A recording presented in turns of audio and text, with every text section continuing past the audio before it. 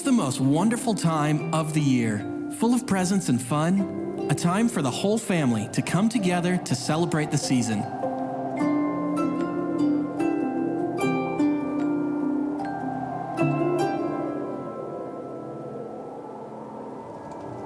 It's the most difficult time of the year, full of financial challenges and hardships, a time to be reminded of empty chairs where loved ones once sat.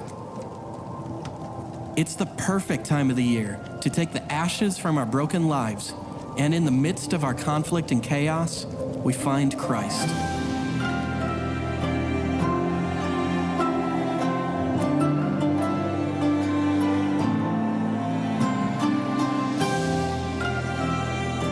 No matter what season you're walking through, we are so glad you are here. This Christmas, we wreck the halls. Good morning, everyone. I'm Lexi. This is Leah and Avi. And we're so excited that out of all the places you could be this morning, that you're here. So if you will, let's stand up. We're going to sing some songs together.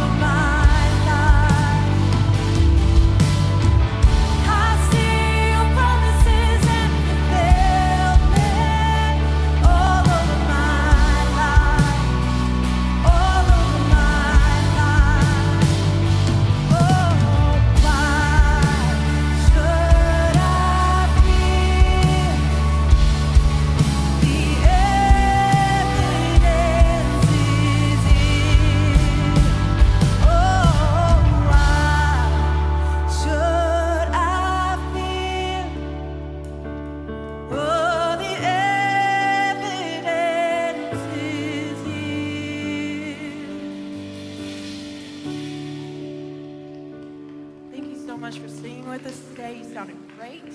Go ahead and take a seat.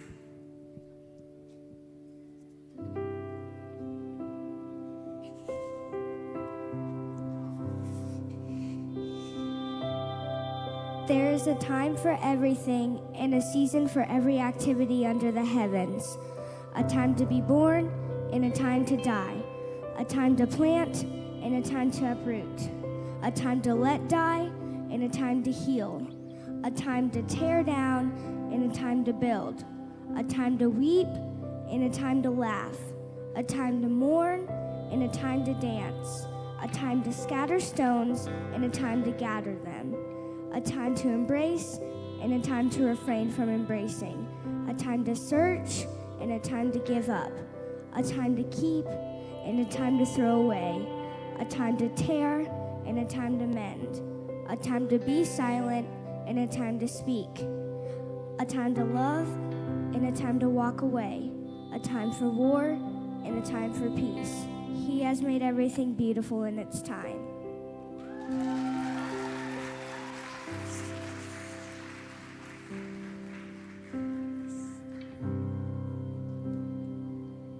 Like the frost on a rose, winter comes for us all. Oh, how nature acquaints us with the nature of patience. Like a seed in the snow,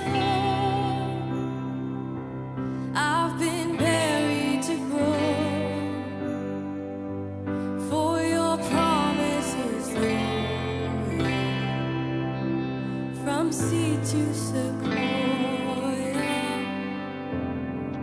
And I know, though the winter is long, even richer, the harvest it brings. Though my waiting prolongs, even greater, your promise for me like a seed. I believe that my season will come.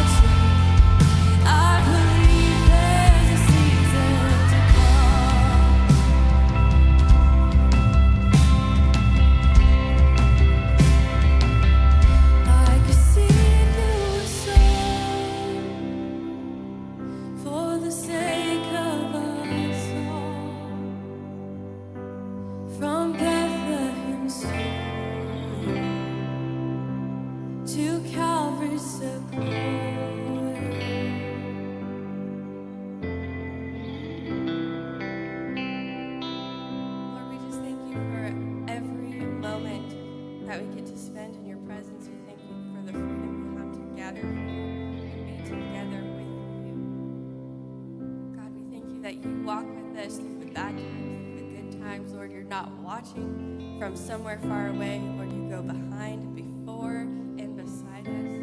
Lord, and we can be confident that you are here with us even this morning because your word says it. Lord, we just ask that you bless your servant as he brings your word this morning. We pray that we would have open hearts, open ears to what you have to say to each of us today. God, we just thank you for your word, for your goodness, and for being here with us always. In your name we pray. Thank you so much for being here this morning, for singing with us, and to Christ in the Spirit as we continue our service.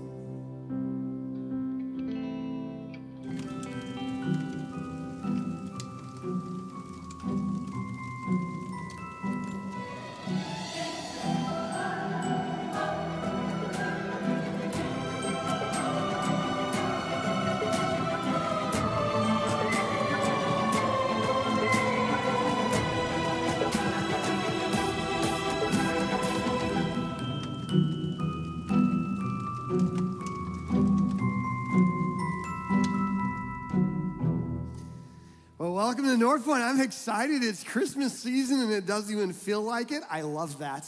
That's like my favorite. It's like San Diego Christmas right here. So, hey, I am glad you're with us today, whether you're joining us at one of our campuses. Did you know that you're not alone? Did you know that there's somebody somewhere else who's joining us today? So whether you're joining us online, it's a big deal that you are. Thank you for the gift of your time, and we hope today is going to be very helpful for you. If you're joining us at our Republic campus, at our Nixa campus, at our Dream Center campus, or right here at the Springfield campus, it is great to have you. And man, it's beginning to cost a lot like Chris. It's good. I love it. It's a great time of year. This is good.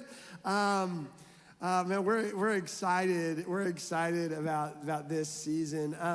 Now, I'm just gonna throw something out. It's kind of like family talk for a second. Is I realize it's probably not easy to work with me or for me as a staff. We got a lot of staff, and I'm sure that they all have some interesting stories that they could bend your ears about Jeremy quirks and things.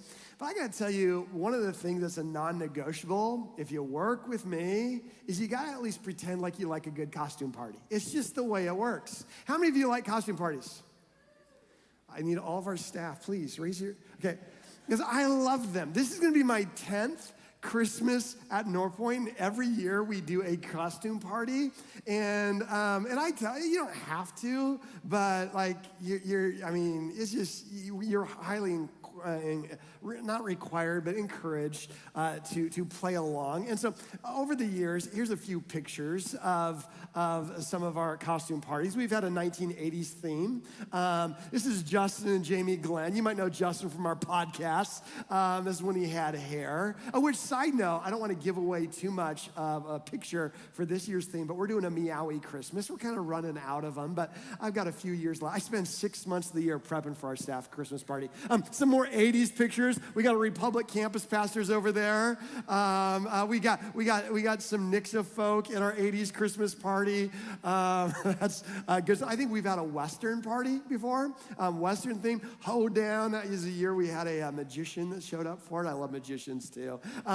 We had, I don't know what kind of party this is, but that's Donnie and Lauren and an Elvis costume. We've had some more costume themes. Oh, last year or a couple years ago, that was our very first Christmas, is what we called it. And so like the original Christmas, I think Trey did that one well. There were some scary ones. Oh, movie Christmas, some of our Springfield team. Last year with Home Alone. This next one's my favorite. This is one of our movie themes there. She's my Princess Leia. I gotta be honest, how many of you, Princess Leia was your first crush as well? Anyone who has pastries on their head, instant benefit there. Then check out this next one. Okay, so this one, a lot of you know Joe. He's like a legend at North Point, Joe Freeman. Okay, this is a couple, I don't know, maybe 3 years ago. This was a good Christmas because this was, I think it was 1920s casino Christmas or something. And so Joe comes dressed as Mr. Ocean because of Oceans 11, 12, 13, and 22, whatever they're on now, okay? But, you know, it's casino theme. And so he came same dress as Mr. Ocean, who was born in the 20s, right? And so a little bit on this story. Let me tell you about this story. So we all show up. We had rented a place downtown Springfield, and after hours, it's dark. I don't know if you read the newspaper, but that's kind of nerve-wracking, okay? And so people are walking around trying to find the building. You can't park near there. And so people are showing up for this casino-themed Christmas party. I'm sorry, but it's North Point. But bottom line is we see this old man. We didn't know it's Joe, but we see this old man coming across the street in full-on character. And so he's got his cane, he's shaking, he's dressed up, he's got his 80th birthday balloons, and literally we're in the waiting room. We're like, this sweet old man is lost, and he's showing up at a North Point staff casino Christmas party. This is not gonna end well. This poor guy, we've gotta walk him, and he shows up, and it wasn't until he gets in there, we're like, it's Joe. And he played this character all night long. The only time he broke it is when he sprinted to the gift table when it was his turn. But here's what I was thinking about that this week, because the whole idea of a costume, and not even, when a costume's good enough, you don't even recognize them coming, right? That's the best kind of costume. And here's the first thing I wrote in my notes is I'm asking for grace, because here's the deal. We do Christmas pretty much every year around here, and there's a few weeks of it. And so as we get to this Christmas deal, I want to talk about the whole point of Christmas. Now, we're not going to finish it all today because we got 2 weeks of material left. Okay, but bottom line is this: Christmas, first point, is that Jesus wore a costume of a common costume to make an uncommon impact. He wore a common costume, or more specifically, a costume of commonness to make an uncommon impact. Think about it. Jesus, it says in Scripture, put on his earth suit, stretched on his skin, fully God, became fully human. So much, it was such a killer costume. When he showed up in a little town of Bethlehem, nobody recognized him. Like, he shows up, and people are like, it's a baby. Like, as a matter of fact, even as he grew up, people didn't recognize him. Can you imagine taking 5th grade math with Jesus? Like the annoying kid who raises his hand for everything. Anybody have the answer? I'm the answer. Anyway, if you've been a Christian a long time, that's anyway. But I know, can you imagine, like, matter of fact, he grows up and there were rumors about this rogue rabbi is God's son, and the rumors would come to Bethlehem, and people are like, no, he's not. He's the carpenter's kid. I played JV tennis with him. Like, they're like, there's no way that's Jesus. Why? Because of the costume of commonness. Like, that's the whole deal. Think about that God, fully God, would take upon himself the vulnerability of humanity, expose himself to sickness, rejection, heartbreak, and eventually death. And he didn't have to, but he chose to. Now, if you're here and it's early December, you've probably been to church before. Now, that's true for everybody, but most of you, because if you're only gonna come to church for the first time, you're usually gonna wait 2 more weeks. Okay, so I get that. So if you're here, there's a good chance you've also been at what we call Easter. Easter's like the big celebration of what happens on Christmas. Like the song that we just processed a few moments ago. Like a seed in the winter. Oh, a rich harvest it will bring. But you rarely recognize the seed until you see the tree. And some of you, the only thing you needed before you head out to Cracker Barrel is this reminder that this season isn't done. It's not wasted. Some of you have had a tough season. God sees you.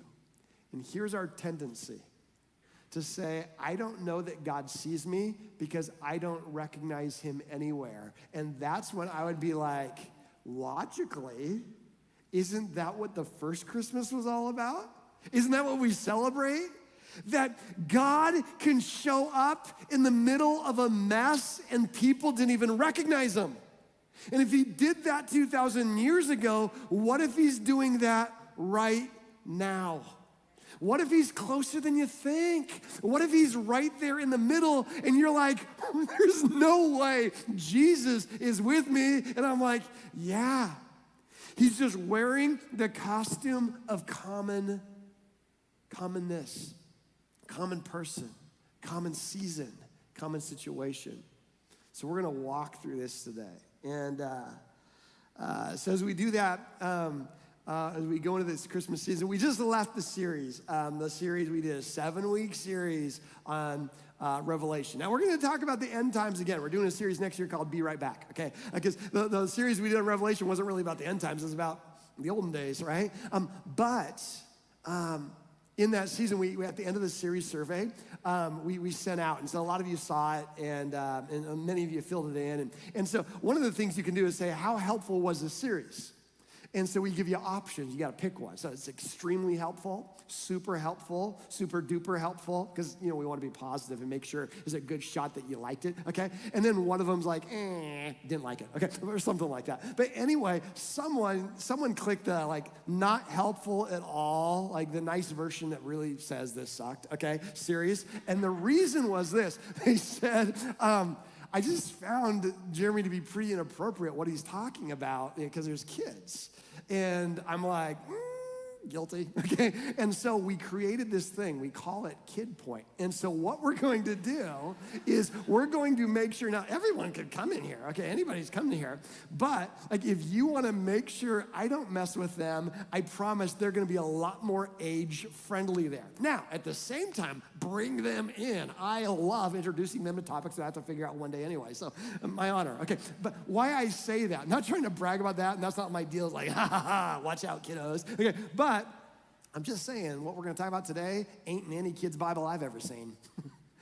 And so this is our great promo for Kid Point right now. Okay, so earmuffs, adults. So here we go. Let's dive into this story that makes me blush. Really quick before we do that, how many of you love history? How many of you already don't like the people that raise their hand? Okay, so that's all right. The passage we're going to read, I've never seen tattooed on anybody's neck, okay? I've never seen a poster from Hobby Lobby there. You're not going to find the soundtrack at Chick-fil-A, okay? This is we're going to talk about a family tree. We're going to talk about dysfunctional families. Is that all right? I won't talk about yours, unless I am. Okay, but here's the deal. Let's be real. When I talk about dysfunctional family, I'm kind of assuming that there's a functional family, and there ain't. And some of you are like, no, we have a functional family. No, that's your dysfunction, is you think you're... Anyway, so here we go. You had to find out sooner or later.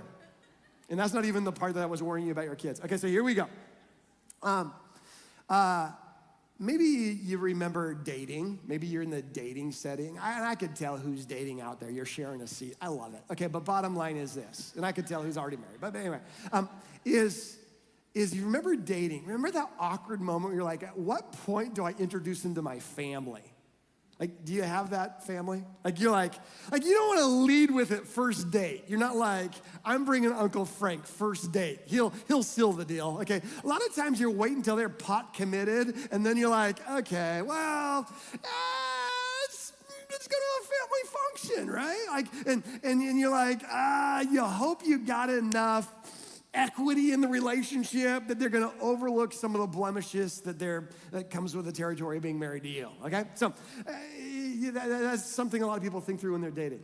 What I want you to understand is Jesus' family tree is messed up.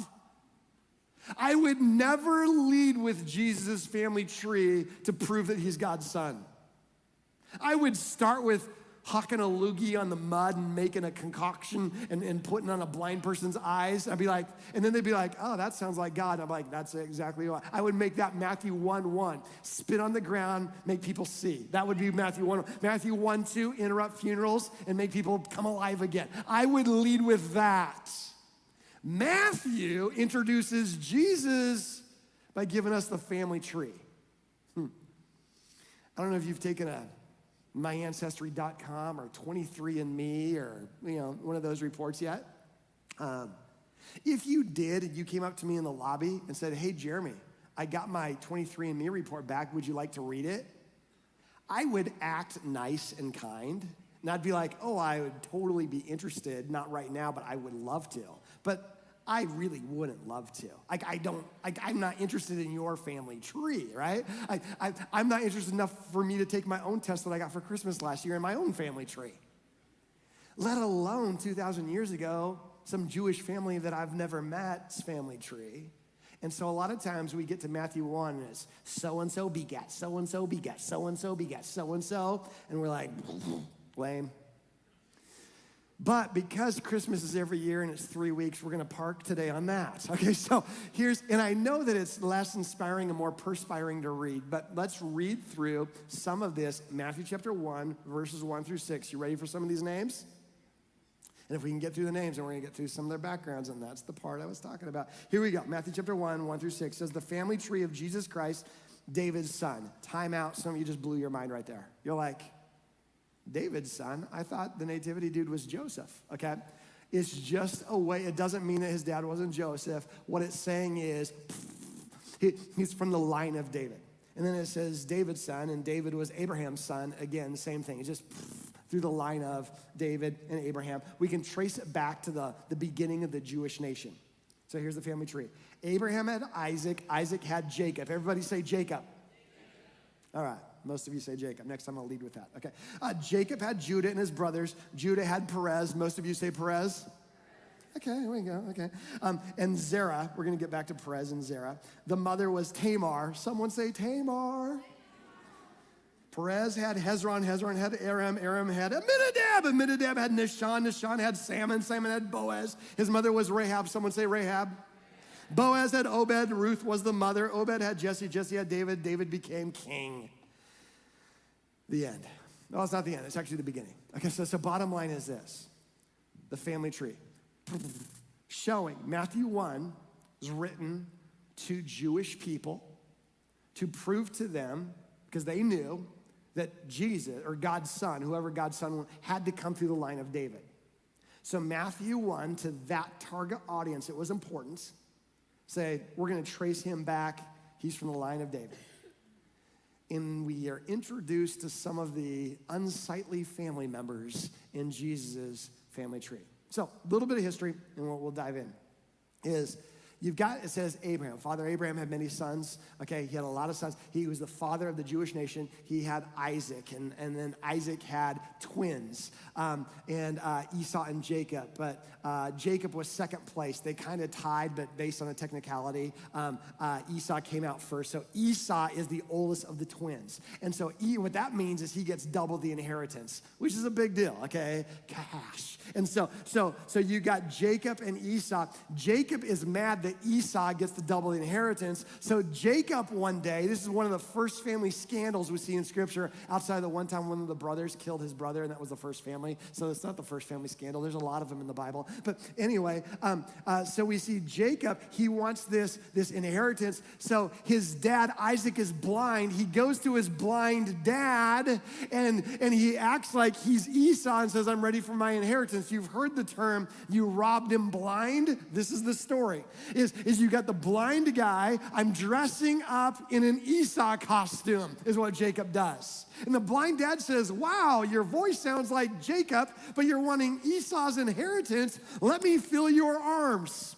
Because apparently Esau was hairy. I have not seen that story in my picture Bible. I assume he looks like Sasquatch. So here we go, Esau, hair all over, but Jacob had thought through that, and he's a deceiver, and so he dressed up in an Esau costume. And his dad feels the hairy arms, is like, wow, your arms feel like hairy Esau. And then he gives him his inheritance. Well, now Esau's ticked because he finds out Jacob robbed him of his inheritance. And if you're gonna rob somebody, don't rob someone who looks like Sasquatch and is that hairy, because they're probably gonna break you like a twig. And so Jacob runs from his brother Esau for years, hides from him, and while he's hiding, works for his uncle named Laban. Laban has a daughter who's Jacob's cousin who he falls in love with. That's kind of odd. It's not where you should shop for a soulmate, but family reunion, whatever. Okay, so he falls in love with his cousin, and his uncle says, hey, you can marry my daughter if you work hard for me for 7 years, which I get. As a dad of 2 daughters, I think that's decent, okay? And so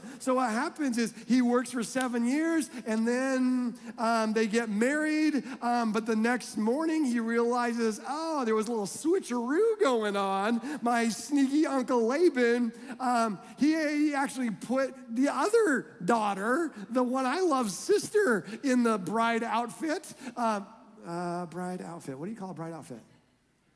The gown. And and it says they woke up the next day and he's like, oh my word, now I've got the sister that I was in the market for. And his uncle's like, now you gotta work another 7 years. And it says Jacob is furious. How dare you lie to me? Like, whoop, whoop, whoop. Time out. Where do you get off, Jacob, getting all judgy about someone else lying? Oh, let me understand, Jacob. You're upset because someone else put on a costume and deceived you? Is that what makes you mad, real mad? Sometimes we rarely recognize the dysfunction in ourselves until we see it in someone else, which this is not what today's session is on, but if you pulled the string on what makes you mad in others, maybe there's something there. Anyway, so Jacob's like, okay, so that's a weird deal. Well, then Jacob has 12 sons, and we get the Joseph, Technicolor Dreamcoat, okay, one of the sons. But Joseph's brother is Judah, which is crazy. Jacob was mad because he wasn't dad's favorite. Watch the wounds of the father go to the son and to the next generation. He's mad he wasn't dad's favorite, so what does he do? He picks a favorite kid. Jacob picks Joseph, gives him a special coat, makes him the favorite. That's dysfunction. So Joseph's older brother's like, I can't stand this guy. Help get rid of Joseph. And Joseph goes to his dad and lies. Says, we killed him. Or no, he didn't say that would be, more truthful. But he says he got killed by a wild beast. Lie, lie, lie. Wound, wound, wound, dysfunction, junction. And then Judah, when he's grown up, he has kids. One of his boys dies, so his daughter-in-law doesn't have a husband. She wants to have a baby. And so what she does, she puts on a costume as a prostitute and hangs out where she knows her father-in-law is going shopping. They have this encounter, and he doesn't know that she's in a costume. She gets pregnant.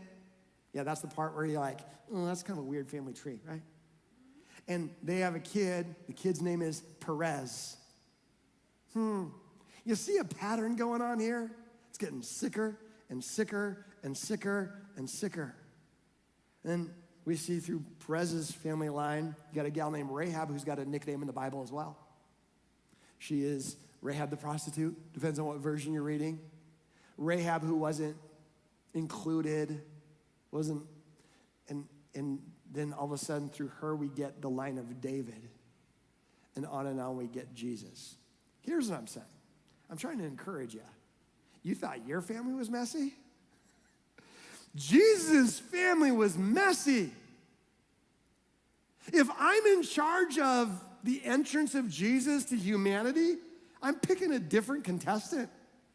Like I'm saying, okay, which family wants to apply to be the platform for God?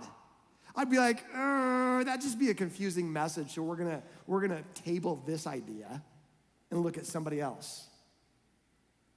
I would have chosen something amazing like, okay, Jesus, you're gonna come riding a rhino in a fur coat. Just spitballing. Jesus, you're gonna have the red carpet rolled out and all the trumpeters from the old butter commercials are gonna be blowing their trumpets and announcing the arrival of the king, or we're gonna turn Bethlehem into Vegas and everyone's gonna know, wow. None of that. Costume of commonness in the midst of the messiest family I've ever read about. Netflix would make billions on this kind of family. and we'd watch it, unfortunately. So you've got this messy family. Here's a couple principles. God rarely works through perfect people, but he often shows up in painful stories. When we see the Bible, it doesn't ignore and hide and edit the junk. The Bible is not an example of perfect people that deserve to be written about. The Bible's an example of a God who's not intimidated by the mess.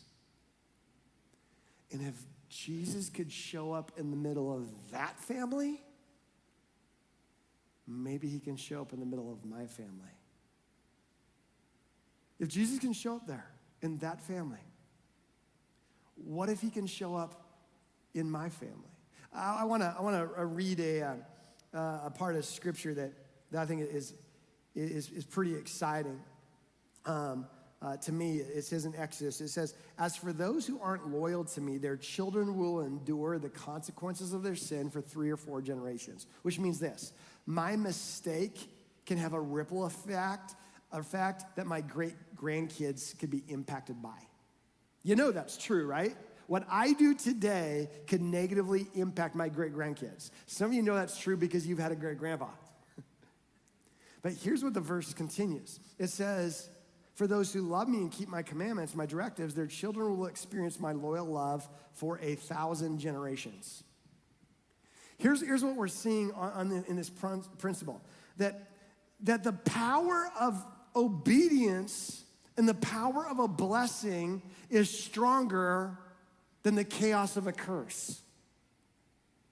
If I make a mistake and I have dysfunction, it's gonna impact and follow for generations. However, God can shoot blessing into the middle of that. Now, I've got a friend that I'm gonna bring out here. His name is Dom. He works with our young adults. And Dom is gonna help me with an illustration. Okay, so give Dom a, very good. So Dom, we're going to never volunteer. You weren't volunteering, you were voluntold. Okay, so, okay, yep, nope, that way. Make sure that's less awkward. Okay, so here we go. Any of you familiar with those exercise equipment where you just turns it on and it shakes and you just lose pounds? This ain't that, okay, but it kind of looks like that. So here's the deal. How many of you have a belly button? Any of you? Oh, don't show me. Okay, no. All of you do, unless you've got creative with your end of the year deductible. Okay, but bottom line is it means we're connected. This is our belly button, okay? Now, we're not related, but I did set you and Courtney up. You did. Yeah, you mentioned that last week at Springfield campus, so we're kind of like kin. Okay, so here's the deal. Okay, so Dom, don't show off, but I need you to try and leave me. Don't drag me off stage because I'm gonna have to change my, okay, now don't show off, but give him a little show. Okay, give him a show. See, okay, right there, well, a little bit close. Okay, a little bit, okay, there we go, right here. See this right here? You know what we call that? Tension, okay? Dom is you, I is your family, okay? So a lot of times what we try and do is we try and distance ourselves from our family. How many of you have some dysfunction in your family? Do not point, blink, blink, blink, okay? Okay, so you are trying to get rid of your connection to me. Here's the problem. Guess who connected you to them? God. How many years are you gonna try and run away from the thing that God connected you? Try. Kinda hard. Okay, yes. Okay, right now, this is you right here. And here's my whole point, is I'm not trying to undo your therapy, okay? So whatever your therapist does, keep doing that, okay? But I do realize there are times for boundaries, and when there's safety and manipulation, I understand that there's boundaries, you have to draw a line. So I'm not saying not to do that. But I am saying most of the tension between us and our family is because of preference, irritation, annoyance, and it's easy for us to want to run from it. And what if God didn't call you to leave the situation, but lean into the situation? You gonna lean in? I'm just kidding, don't do that. Okay, give Dom a hand. He did a great job. Good job. Okay, here's what I want us to understand, is there is tension, there is resistance, I get it.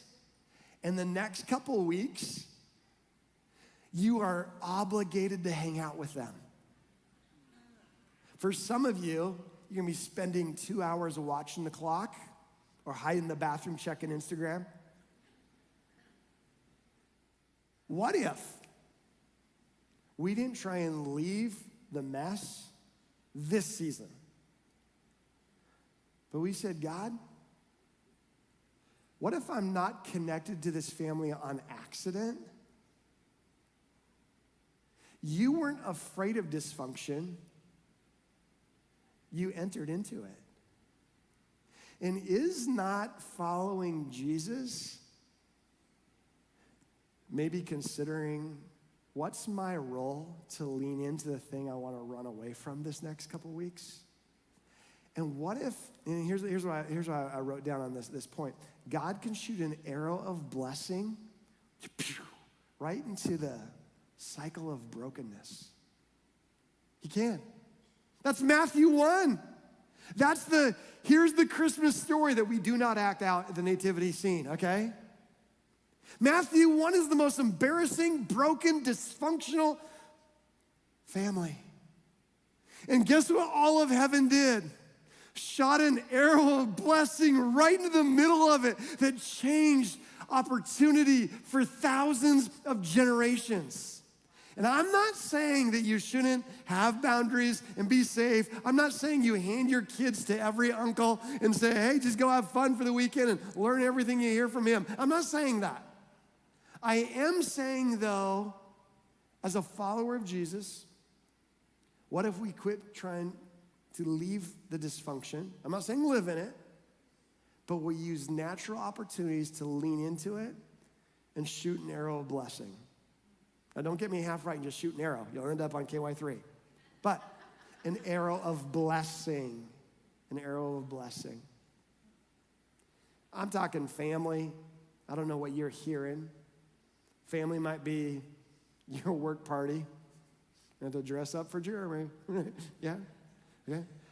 Family might be your sorority, your fraternity. Family might be the people you just have to be, for whatever reason, you're connected and you wouldn't choose to be.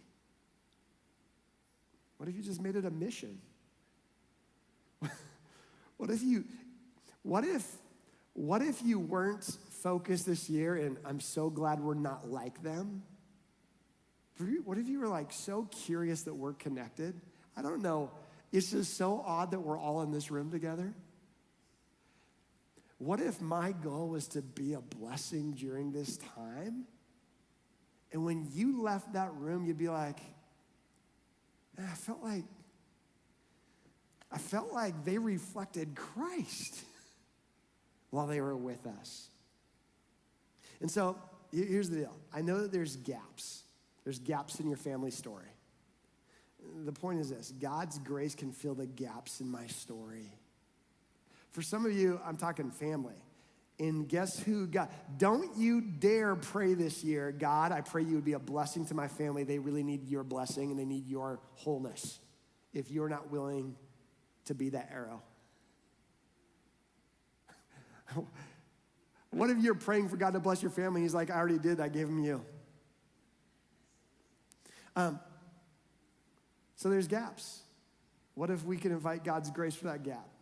And you might need an extra nap when you're done. I get it. I need some stiff eggnog. I get it. Maybe you have a story where you're like, there's no way God can use me, and you've written yourself out because of your resume or your record or your reputation. Some of you have already seen the wounds in your influence from your decisions. And you're like, God, can you use me? The story of Christmas is God's grace could fill your gap. Today, you say, Jesus, come into my life. Forgive me of the things I've already set into motion.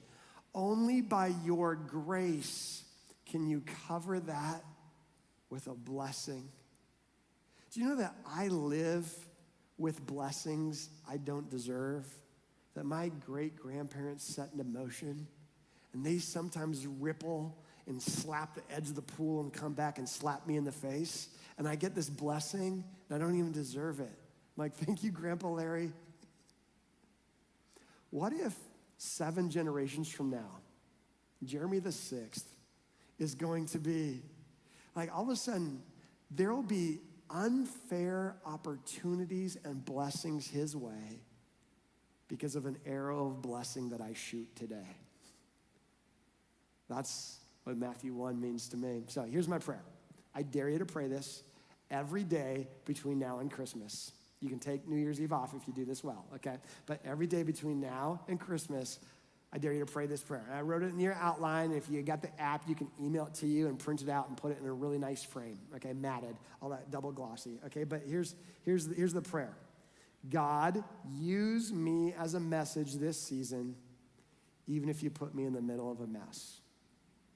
What if all of the North Pointers at all of our campuses, all those joining us online, this week, every day through this whole season prayed, God, make me a message this season, even if I'm in the middle of a mess.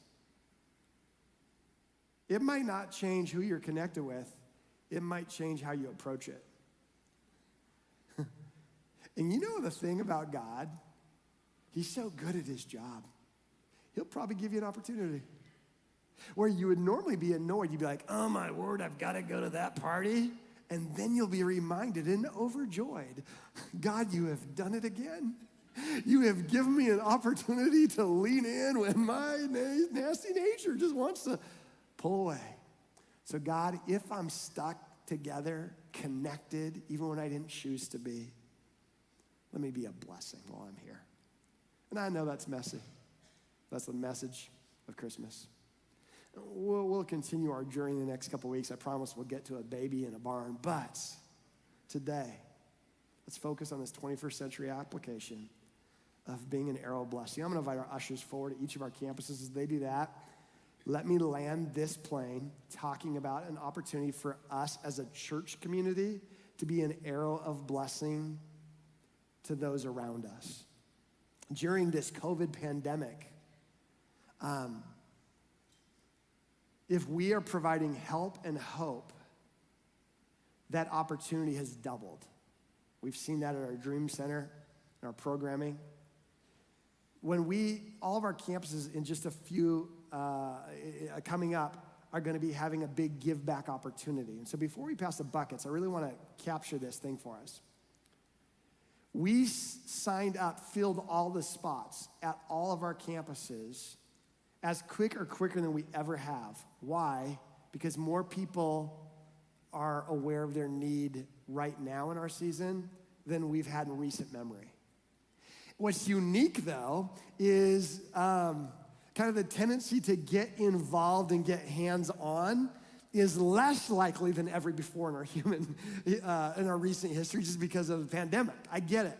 But check this out. The weird curve of supply and demand, the demand for need and the supply of people to get out there and literally mingle. And not everyone's able to. Not everyone's as wise for them health-wise. But here's why I say that, is we have an opportunity next week at our Nixa location, next week for our Dream Center in Springfield campuses at the Dream Center. We're gonna be having our big event, and we have an opportunity, and today we would like to fill over 100 people who aren't yet signed up. And I just want you to know the need's never been higher, and the opportunity to serve is greater than it's ever been. And if you're at a spot where you could consider helping next Saturday at one of those 2 spots, or 2 weeks from now in Republic, right now, just write on your card, give back. Our team will follow up with you right away this week. It'll be our top priority. If you're joining us online, you can click the connection card, just put give back. We'll follow up with you. And again, not everyone can, but those who are able to, would you consider doing that? And that's our church's way to shoot an arrow of blessing right into the broken situations in our community. So you can mark down your card. I know a lot of you have already used your spiritual gift of shopping and have brought those in at the campuses. And thank you for that. It'll make a difference. It's also an opportunity to give back financially. This is a way for us to do everything possible together to provide a safe place for people to experience the blessing of Jesus. Thank you for doing that. It makes a difference. Whether you're joining us online at one of our campuses, you can give either right now, whether online or in the bucket. If you're a guest with us, zero expectation for you to give. We're delighted you're here. Let us know you're a guest by marking that card. We're actually going to follow up with you, and we want to make a donation in your honor, our way of saying thanks. We'll email you the details. So ushers, we'll let you go ahead and pass those buckets at each of our campuses. As the buckets are passed and we fill those 100 spots, check out this video about the events coming up real quick. Christmas is just around the corner, and around here, that means give back season. You heard that right. Not only is this the season of fruitcake, ice storms, and Michael Bublé nonstop, but it's time for us to give back to the communities we get to be a part of. There are a few ways you can get involved with the festivities. The first is by grabbing a shopping list at your campus. For the entire month of November, all of our campuses will be handing out shopping lists that have age-specific gifts that you can purchase for families to help make their Christmas great. All purchased items should be returned to your campus drop-off spot by Monday, December 6th. Another way to get involved is by volunteering at your campus's Give Back event. This year, each of our campuses gets to throw an amazing Christmas party so that families in their communities will have the resources and the gifts they need to make this Christmas awesome. On December 11th, our Nixa campus will be throwing a party in Nixa. And at the same time, our Springfield and Dream Center campuses will be partnering together at the Dream Center to bring Christmas cheer. And then a week later, December 18th, we get to celebrate Christmas again with our Republic campus while partnering with Convoy of Hope and RCAT at the Rec Center to make sure that our Republic families get to experience the help and hope of Christmas. Signing up is easy. You can either click the Christmas Give Back tile in the North Point Mo app or visit northpointchurch.tv/giveback. And if you're a family looking for resources this Christmas season, you can sign up at the same location, northpointchurch.tv/giveback. North Point, let's put our best foot forward this Christmas season by being help and hope to those who need it the most. Thank you so much for being with us this morning, North Point. I'll invite you to stand real quick. And if you're wondering how do you get this image of Jeremy and I inside this bungee cord out of your head, I'm working on that. I'll let you know when I come up with something. But remember, this week, be a message in the middle of someone's mess. We'll see you next week.